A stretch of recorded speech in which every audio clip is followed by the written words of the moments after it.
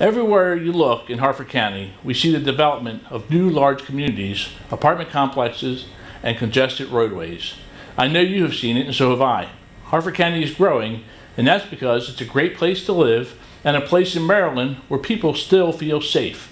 And, if you haven't heard, Tuesday night, the Harford County Council took an important step in sending a message to County Executive Castley on behalf of the citizens of this county. They, with one loud voice, told him we need to ensure our county continues to have adequate law enforcement coverage to keep our communities safe. I want to thank the County Council for unanimously passing a resolution urging the County Executive to move forward on the long overdue Sheriff's Office Training Center and Central Precinct.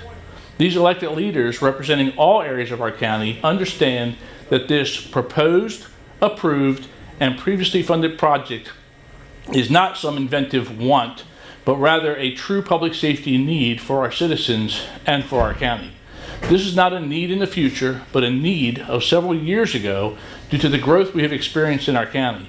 Tuesday night's resolution was the County Council's response to the County Executive's request of them to be heard on this important public safety project that he had defunded.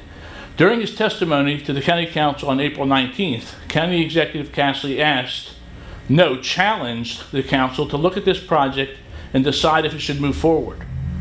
I think this council needs to weigh on it. This council needs to look at this and say, is this something we can afford? Can we afford one more new building? He didn't ask them once or twice, but by my accounting, he asked them 16 times as he criticized the last county executive and the last council, which was also unanimous in its support for this vital capital project.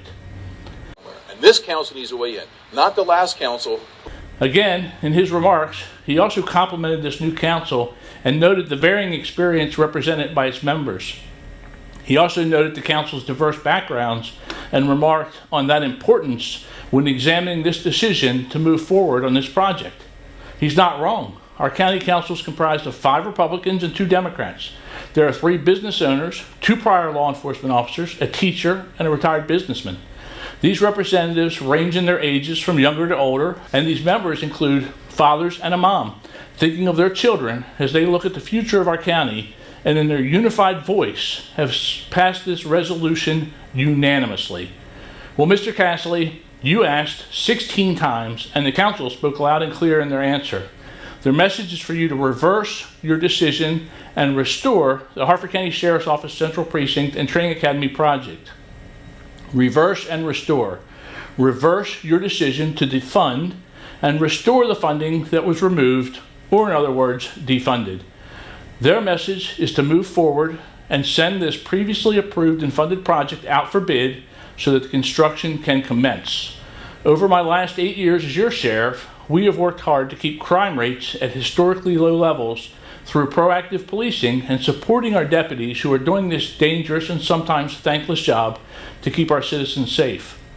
The men and women of our sheriff's office do an outstanding job protecting our community, and in a recent survey, nearly 90% of Harford County residents surveyed stated they were satisfied with the work done by law enforcement in our county. The survey company, MRA and Associates, who frequently conduct surveys for police agencies nationwide, said we have never seen community satisfaction numbers this high for a law enforcement agency. As everyone knows, our county is growing, and with the new developments in the central part of our county, this is the county's development envelope. We will be adding many new Harford County residents and communities in the next 5 years. With these new homes and residents come the increase in call volume and the need for more deputies to continue to provide the professional services our county and our citizens are accustomed to ensure crime does not bleed in from our neighboring counties like Baltimore City. Let me be clear that I am not at odds with the county executive over his funding for the sheriff's office this year. We are at odds over 2 decisions he has made, one being defunding the previously approved and funded project for the Central Precinct and Training Academy, and 2, defunding 2 victim service advocate positions we established to comply with the new expansive requirements of police reform legislation coming out of Annapolis. As it relates to our training center in Central Precinct, I want the community to understand the facts of this project and just why the previous county executive and the previous county council and the current council all fully support moving forward with this project at the heat center location and moving forward with this project right away. The training in Central Precinct was approved in last year's budget and funded to the tune of $22 million. Roughly $1 million has already been spent on engineering and redesign of the former heat center, which is an existing county property that has sat abandoned for nearly a decade. If we do not move forward, County Executive Cashley will be throwing away approximately $1 million in approved and spent county tax dollars, your money. The original plan for staffing the precinct that the County Executive Glassman and I worked out was to add 15 deputies each year for a total of 45 over a 3-year period, plus 4 commanders for a total of 49 sworn positions. This was a responsible growth plan that allowed the building of the facility to happen and the positions to be spread out over 3 years to lessen the fiscal impact. 25 new law enforcement patrol deputy positions have been added to the sheriff's office over the last 2 years towards this very goal. The first 10 of these new deputies will begin patrolling the county later this month, and these will be the first additional patrol deputies added to our ranks in the last 15 years.